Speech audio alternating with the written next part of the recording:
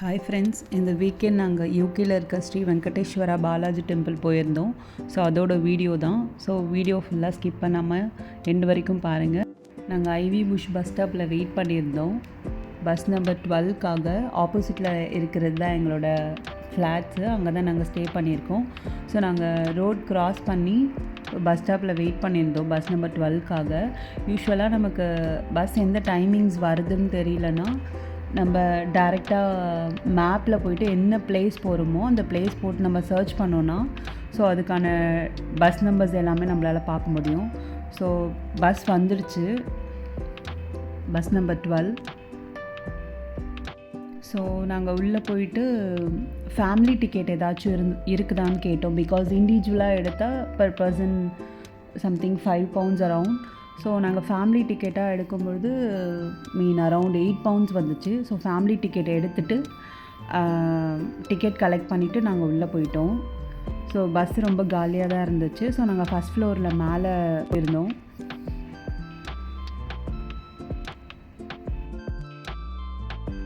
நாங்கள் மார்னிங் ஒரு 11 o'clock start பண்ணோம். ஸோ பஸ்ஸு காலியாக தான் இருந்துச்சு. வீக்கெண்ட் சாட்டர்டேனால யாருமே எங்கேயுமே ட்ராவல் பண்ணல. ஸோ பஸ் ரொம்ப எம்டியாக தான் இருந்துச்சு. ஸோ ஃபஸ்ட் ஃப்ளோரில் நல்லா நமக்கு சைட் சீயிங்க்கு ஈஸியாக இருக்கும். ஸோ அதனால் ஃபஸ்ட் ஃப்ளோரில் நாங்கள் உட்காந்து பார்த்தோம். பஸ்ஸே காலியாக இருந்துச்சு. நாங்கள் மட்டும்தான் ஃபஸ்ட் ஃப்ளோரில் இருந்தோம். ஸோ இதான் ஃபஸ்ட் டைம் மேலே. யூஸ்வலாக நாங்கள் கீழே தான் உட்காந்துட்டு போவோம். இது ஃபஸ்ட் ஃப்ளோர் வந்தோம். ஸோ ஃப்ரண்ட் சீட்டே இருந்துச்சு. ஸோ அங்கே உட்காந்துட்டு வீடியோ கேப்சர் பண்ணிகிட்டு இருந்தோம். வீடியோவில் இங்கே இருக்க எல்லா ஹவுஸஸும் அதோட டீட்டெயில்ஸ் எல்லாமே நான் உங்களுக்கு ஷோ பண்ணுறேன். ஸோ நீங்கள் பாருங்கள் இங்கே இருக்க வீடு எல்லாமே எப்படி இருக்குதுன்னு சொல்லிட்டு. ஸோ இதெல்லாமே இண்டிவிஜுவல் ஹவுஸு, இண்டிவிஜுவலாக இருக்காங்க. பார்க்கிங் இருக்க எல்லாமே இண்டிவிஜுவல் ஹவுஸ் தான். பிகாஸ் இங்கே பார்க்கிங் கிடைக்கிறது தான் ரொம்ப கஷ்டமான விஷயம். ஸோ பார்க்கிங்கோடு இருக்க வீடு இது எல்லாமே இண்டிவிஜுவல் ஹவுஸ் தான் இருக்கும். ப்ளஸ் ஷேர்டு அப்பார்ட்மெண்ட்ஸ், ஷேர்டு ஹோம்ஸும் இருக்குது. இது எல்லாமே இண்டிவிஜுவல் ஹவுஸ் தான். ஸோ நம்ம கேரளாவில் இருக்க மாதிரி தான் இருக்குது இங்கே இருக்க எல்லா ஹவுஸுமே. பார்க்குறதுக்கு ரொம்ப அழகாக இருந்துச்சு. அதுவும் எங்களுக்கு மேலேருந்து பார்க்குறதுக்கு இன்னும் ரொம்ப பார்க்குறதுக்கு அழகாக இருந்தது. ஸோ எல்லாமே அவங்கவுங்க பார்க்கிங்கில் கார்ஸ் எல்லாமே பார்க் பண்ணியிருந்தாங்க. ஸோ ரொம்ப அழகாக இருந்தது பார்க்க. ஸோ நீங்களும் வீடியோ பார்த்துட்டே வாங்க.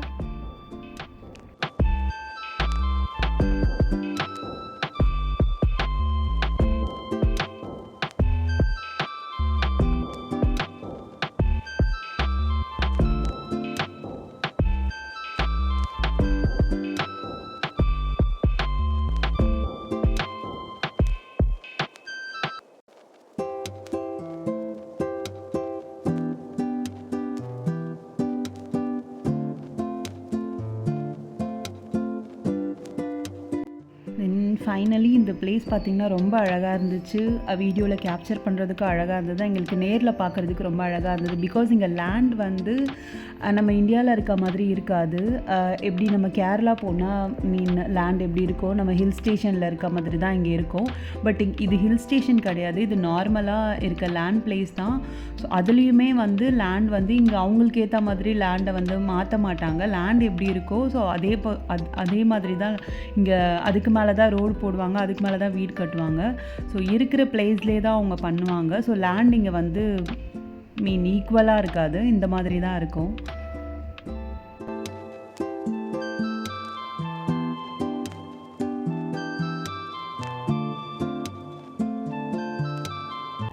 இந்த ஹவுஸ்லாம் பாருங்கள், ரொம்ப அழகாக இருக்குது. இது சிட்டிலேருந்து கொஞ்சம் அவுட்டர் தான். கொஞ்சம் ரொம்ப வில்லேஜ் மாதிரி இருக்காது. பட் ஓகே, சிட்டி மாதிரி தான் இருக்கும். பட் இது எல்லாமே கொஞ்சம் அவுட்டர் தான். ஸோ ஷாப்பிங்லாம் அவங்க கொஞ்சம் தூரம் வரா மாதிரி தான் இருக்கும்.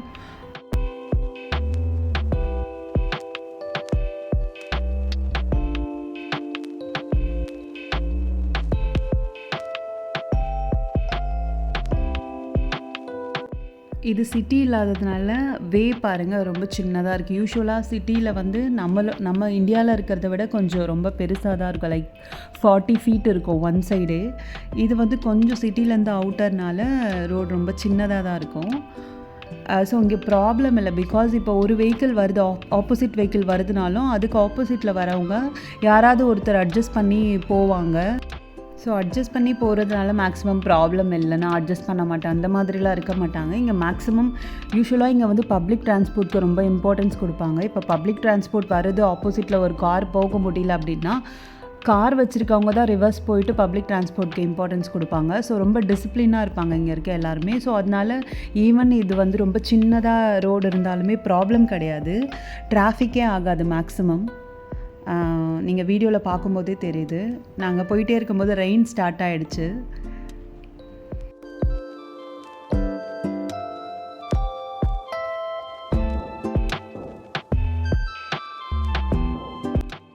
இது எல்லாமே இண்டிவிஜுவல் ஹவுஸ் தான்.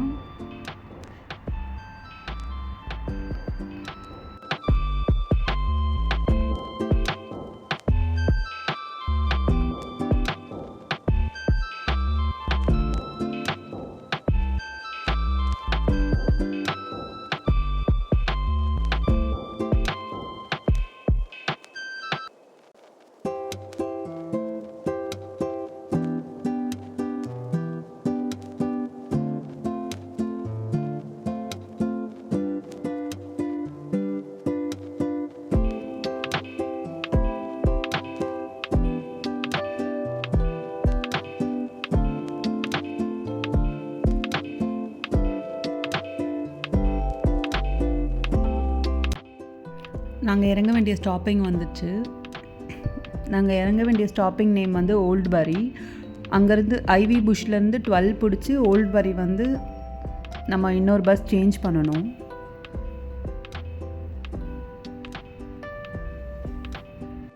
ஸோ நாங்கள் இறங்கின உடனே நெக்ஸ்ட் பஸ் வந்து வெயிட் பண்ணிகிட்டு இருந்தது 87. நெக்ஸ்ட்டு நாங்கள் 87ல் ஏறி நாங்கள் கோவில் ஸ்டாப்பில் இறங்கினோம். ஸோ நாங்கள் 87ல் ஏறி டிரைவர்கிட்ட வந்து நாங்கள் பாஸ் வந்து ஷோ பண்ணோம். ஸோ அவங்க அலோவ் பண்ணிட்டாங்க. அகெயின் இங்கேருந்து ரொம்ப ஷார்ட் டிஸ்டன்ஸ் தான். ஸோ நாங்கள் இந்த பஸ் பிக் பண்ணி ஒரு 4 to 5 ஸ்டாப்பிங்கில் கோவில் ஸ்டாப்பிங் வந்துடும். ஸோ நாங்கள்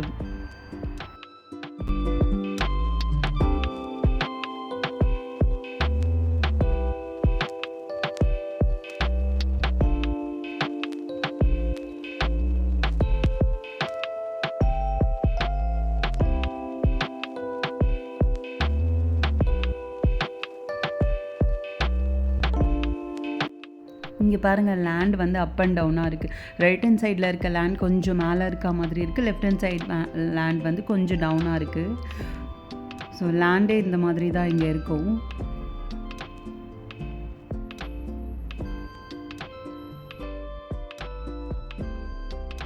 சடனாக பர்கர் கிங் பார்த்தேன். பட் இது இந்தியாவில் இருக்க பர்கர் கிங் இல்லை, இது யூகேயில் இருக்கிறது. ஸோ இங்கே எப்படி இருக்குன்னு தெரியல, நாங்கள் இன்னும் போனதில்லை. போனால் அதுக்கான வீடியோஸ் நான் போஸ்ட் பண்ணுறேன். ஸோ ரைட் ஹேண்ட் சைடில் பர்கர் கிங் இருந்துச்சு, நாங்கள் யூடர்ன் எடுத்து போகிற மாதிரி இருந்தது.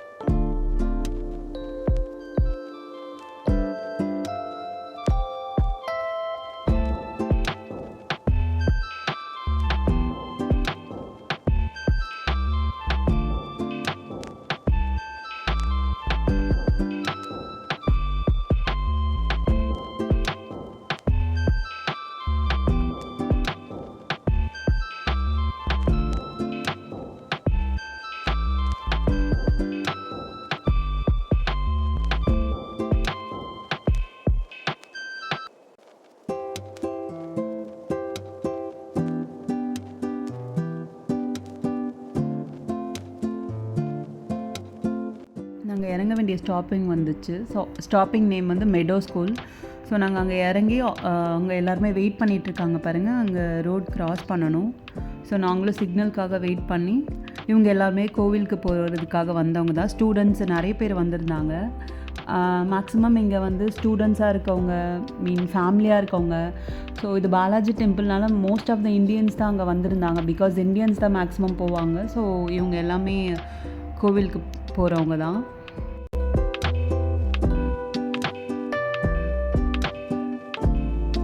ஸோ கொஞ்சம் தூரம் தான் வாக் பண்ணுற மாதிரி இருக்குது. வாக்கபிள் டிஸ்டன்ஸ் தான், ஒரு 100 மீட்டர்ஸ் அந்த மாதிரி தான் இருக்கும்.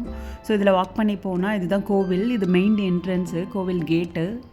ஸோ இதுக்கு லெஃப்ட் ஹேண்ட் சைடில் தான் பார்க்கிங் இருக்குது. நம்மளும் லெஃப்ட் ஹேண்ட் சைடு உள்ளே தான் போயிட்டு கோவில் ரீச் பண்ண முடியும். ஸோ இந்த பாத் வழியாக நாங்களும் போயிட்டு இருந்தோம்.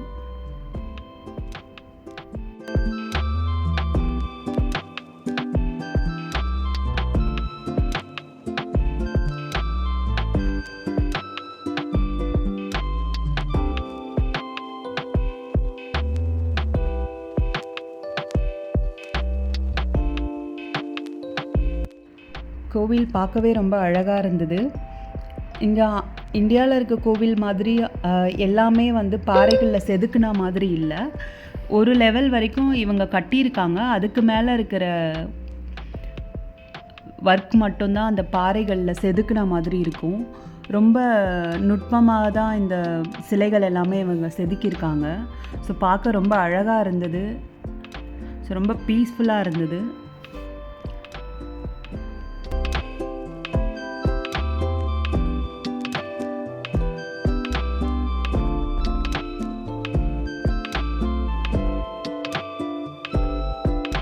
இதுதான் முக்கியமான சன்னதி. இதில் பெருமாள் இருக்காங்க. பெருமாளுக்கு வலது புறத்தில் விநாயகரும், இடது புறத்தில் முருகரோட சன்னதியும் இருக்குது. அந்த 2 சன்னதிக்கு முன்னாடி, முருகர் சன்னதிக்கு முன்னாடி சாய்பாபாவோட சன்னதியும், விநாயகரோட சன்னதிக்கு முன்னாடி சிவபெருமானோட சன்னதியும் இருக்குது. மொத்தம் 5 சன்னதிகள் இருக்குது. ஸோ அது எல்லாமே நாங்கள் போய் பார்த்தோம். உள்ளே ஃபோன், வீடியோஸ், ஃபோட்டோஸ் அலோட் கிடையாது. ஸோ அதனால் என்னால் கேப்சர் பண்ண முடியல. ஜஸ்ட்டு நான் அவுட் சைட் மட்டும் கவர் பண்ணியிருக்கேன்.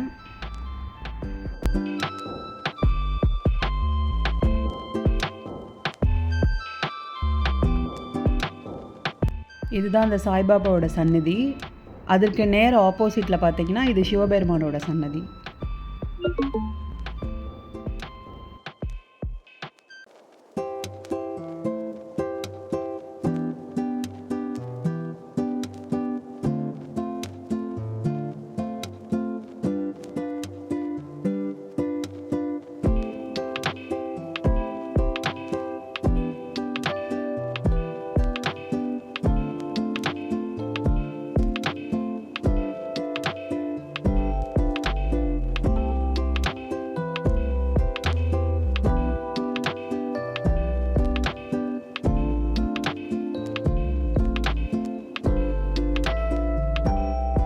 நாங்கள் கோவில் போயிட்டு பூஜை பண்ணிவிட்டு சாமி கும்பிட்டு முடிச்சுட்டு வெளியே வந்தோம். வெளியே வந்தால் கோவிலோட பேக் சைடில் கிட்ஸ் ப்ளே ஏரியா இருந்துச்சு.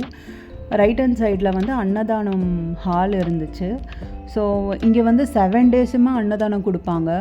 ஸோ யாரெல்லாம் வாலண்டியர்ஸ் நீங்கள் ஏதாவது டொனேஷன் கொடுக்கணுனாலும் கொடுக்கலாம். ஏதாச்சும் அந்த அன்னதானத்துக்கு தேவையான பொருட்கள் ஏதாவது வாங்கி தரணுன்னாலும் நீங்கள் வாங்கி தரலாம். ஸோ இது கம்ப்ளீட்லி ட்ரஸ்ட்டில் தான் அவங்க கொடுக்குறாங்க. ஸோ ஆல் 7 டேஸும் வந்து இங்கே அன்னதானம் கொடுப்பாங்க. ஸோ நாங்கள் சும்மா ப்ளே ஏரியா கொஞ்ச நேரம் விசிட் பண்ணிவிட்டு அதுக்கப்புறம் ரைட் ஹேண்ட் சைடில் இருக்க அன்னதான ஹாலுக்கு போயிருந்தோம்.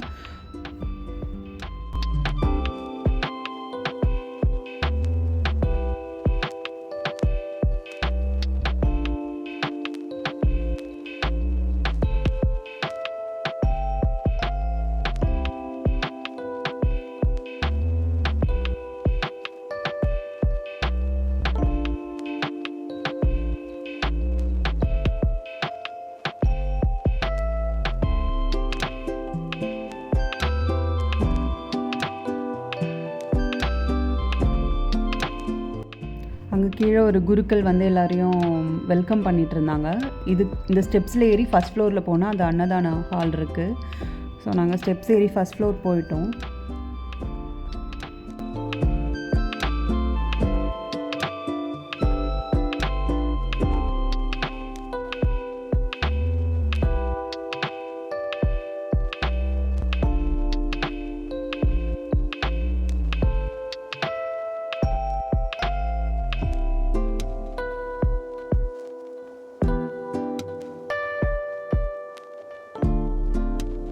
ஸோ இதுதான் அந்த ஹால். ரொம்ப பெருசாக இருந்துச்சு.